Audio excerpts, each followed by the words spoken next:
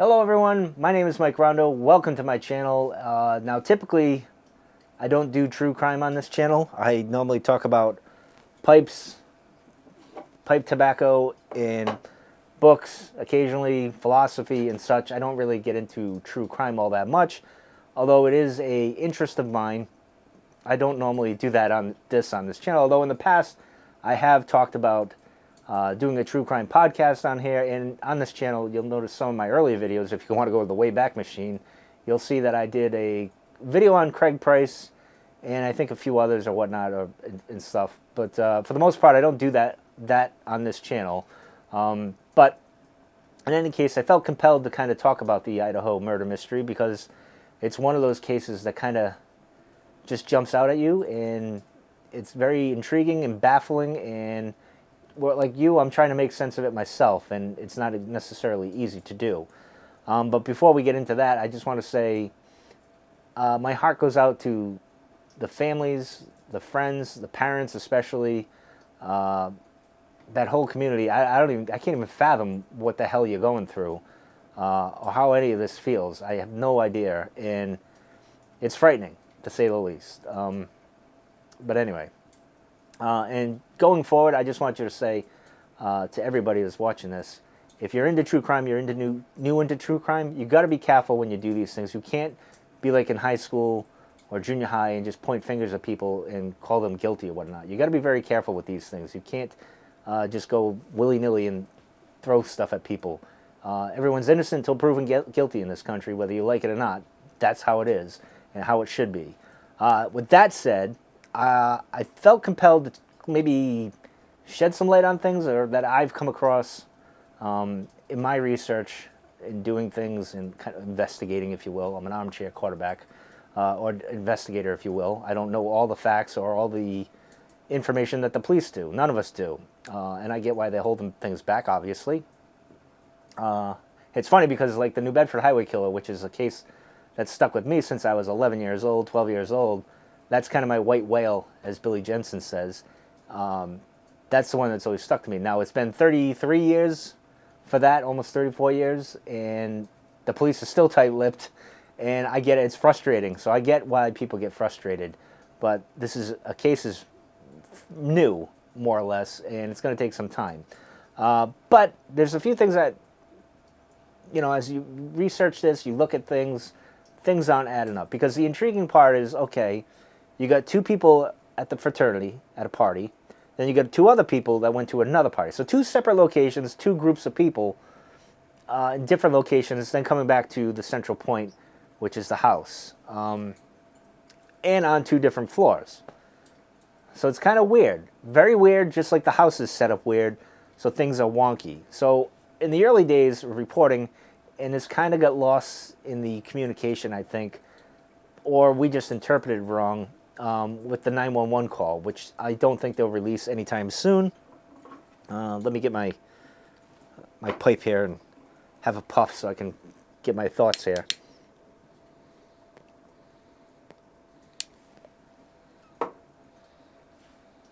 And one of the things that stuck out was that there was an unconscious person, and that's why they were calling, and there was some confusion in that. Now, I guess later on we find out that the roommates went upstairs. They noticed the sliding door was open, and they, I guess, went to go wake one of the roommates up, and then they ran out of the house and kind of fainted or passed out or whatever. And it was kind of miscombobulated, I guess, the interpretation of that. So it got me thinking, okay, how could that possibly happen? Because the house is laid out weird. And as we're going through this, and you're trying to think of why the killer would do this or that, you know, I think it's general consensus that he came in through the screen door, which maybe I'll do a video on that whole thing another time. But so if he comes through the screen door and then he goes upstairs or he goes downstairs. This is the thing, like it's the fork in the road. Either he went upstairs, did that, then came downstairs and did that. And why? That's the thing, right? It's kind of confusing with that aspect. And the roommates didn't hear anything, which I get why they wouldn't hear anything. But again, another video for another time. So I got to thinking, I'm like, all right, so why would he veer to the left and go to Ethan and Zaina, or why would he go right to Maddie and Kaylee? Now, it seems like the general consensus is with us internet detectives, Sherlock Holmes here, that he went upstairs and killed the two girls first, then came downstairs and maybe ran into Ethan, because there are reports of Ethan being found in the hallway. So I'm trying to wrap my brain around that. All right, so maybe both roommates came upstairs. One sees maybe Ethan laying on the floor like he passed out drunk, going to the bathroom or something, and tries to wake him up. The other one goes into the kitchen and sees the screen doors open, but realizes, when she comes back and say, hey, something's up, the other roommate's screaming because she sees blood or whatever, and they run downstairs. That's that possibility there. That seems to be generally kind of the idea of what people seem to think. And I know Gray Hughes did a video on that. He's got some great videos on that. I'll leave some links to some great videos that kind of show the layout of the house and maybe what happened. But I got to thinking, and I'm like, and then something came out the other day on the locks on the doors with the dorm rooms, that each girl had a keypad lock. And I'm like, huh, all right, so now how does this leads, like, oh, okay, the killer had to know the code and whatnot, and that's how he did it. But I got to thinking, I'm like, that, I don't know. I mean, you could break those locks if you wanted to. It would hamper your goal going, like, if you're just going in there and you run into that, you're not going to sit there and jimmy a padded coded lock, unless you're a real expert, which is possible.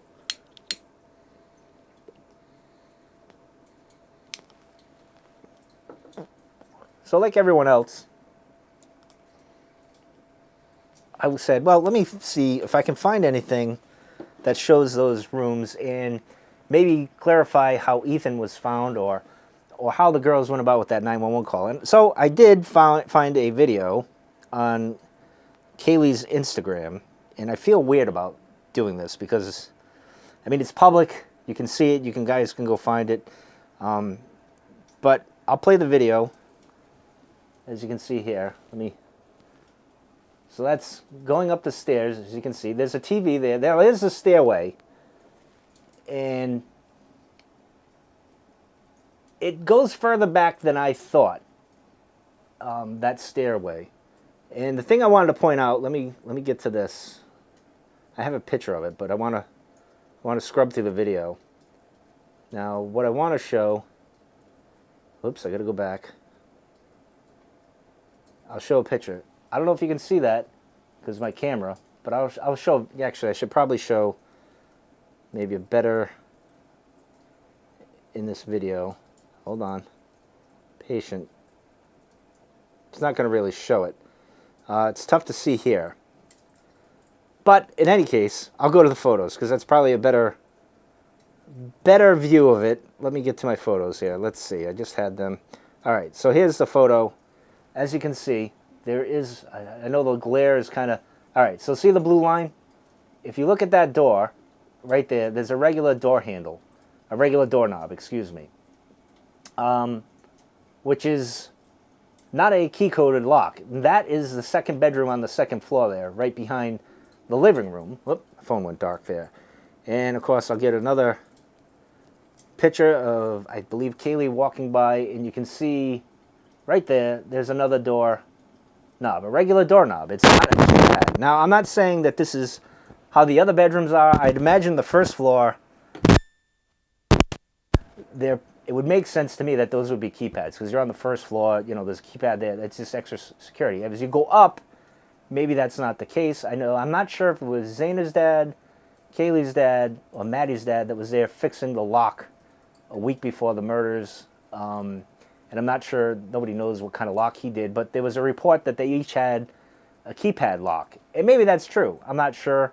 This room that's there is not occupied, supposedly. It's an empty room. Maybe they just never put a keypad because when the person moved out, they just never changed it, but the other girls did.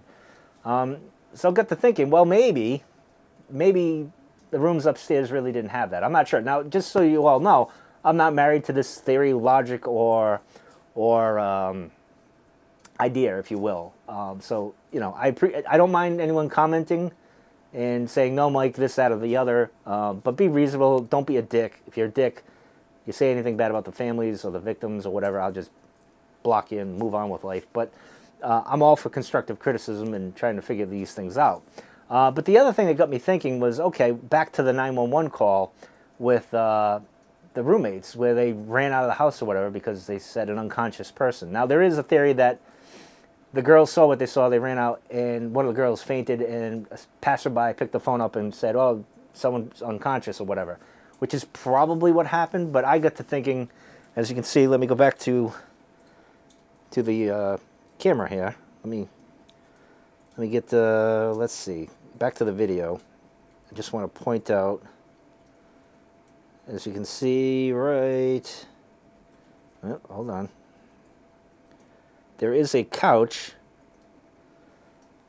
As you can see, there's a couch right there. They're all sitting on it, right? The girls are all sitting on it. And let's see. Let's go through this a little bit more. And the thing that I thought about, which you can see right there, the couch in the living room, there's a TV up there. And so what would make sense, and I might be jumping all over the place here, so I apologize. My thoughts might not be 100% clear, as they were in my head earlier, is I thought, okay, so Ethan and Zaina come home drunk. Zaina might say, oh, I'm going to go to the bedroom or whatever. Ethan's saying, I'm going to watch TV, and I'm just going by my past experience. I come home drunk, but I'm not quite tired yet. I want to watch a little TV, Sports Center, the news, movie just to fall asleep. And maybe he passes out on the couch. And so when the killer's coming in, he notices the TV is on. He sees the light and he hears the noise or whatever.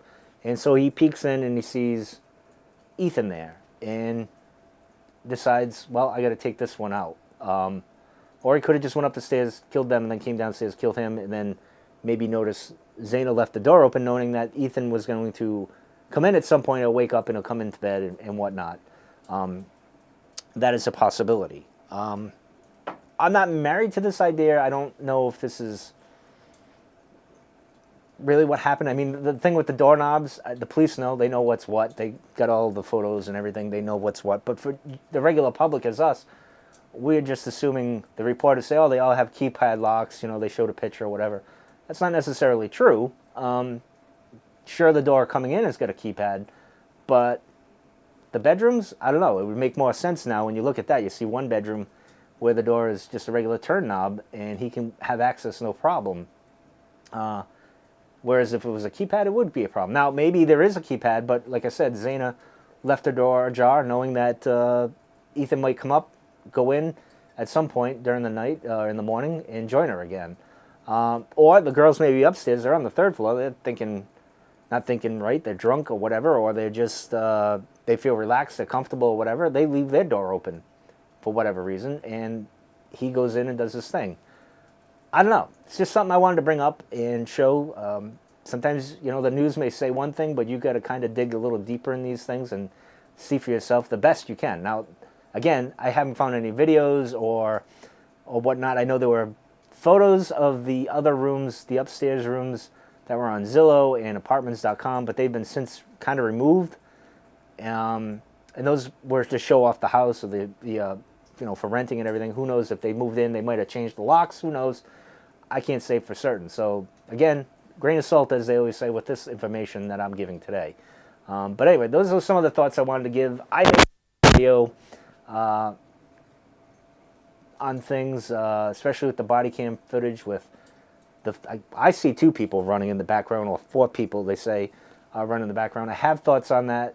It might be, again, it's not what you think it is, but because we're all jumping to conclusions these days, everybody thinks it's a suspect. But I'll get into that maybe another video or whatnots. But anyway, I just wanted to give my thoughts quickly on this.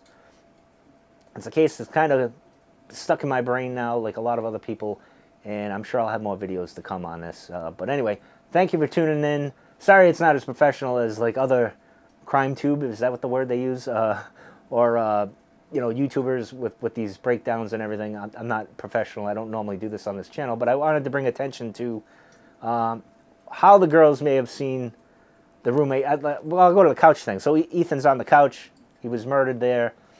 They walk by to the kitchen. It looks like he's just sleeping. They walk by. They see that the slider's open. Then they run back. They went to go wake him up or whatever, and they turn him over or whatever, and they see that he's been murdered, and they run out of the house hysterical, and that kind of makes sense too. I don't know if this is necessary. I don't really believe it myself. I don't think that's exactly what happened, but it's a possibility. I just wanted to bring up. I'm sure other people have thought of this. I'm sure other people seen that video and looked at the doors and said, oh, no, there were no keypad locks. But it could have been on those rooms where the crimes happened. We just don't know. Like I said, that room was vacant, so there might not have been a change of locks, and who knows how long it's been vacant and whatnot. So, but anyway, I just wanted to give some of my thoughts. And hopefully you guys stick around. I'll do some more videos on true crime going forward. As I said, I want to do a true crime podcast, but I'm not sure I'm going to do it. It might make more sense to do it on YouTube and, fire up the old computer and kind of break things down that way so you can visually see it and get a better understanding than doing a podcast about it. I'm not sure. But anyway, I'm out of here. Thank you for tuning in. Leave your comments below, your thoughts and opinions. Be respectful of me, you, everybody. Be respectful. Don't be a dick. And we'll go from there and see what we can flesh out. Yeah, anyway, I screwed that up. Anyway, take care. See you guys later.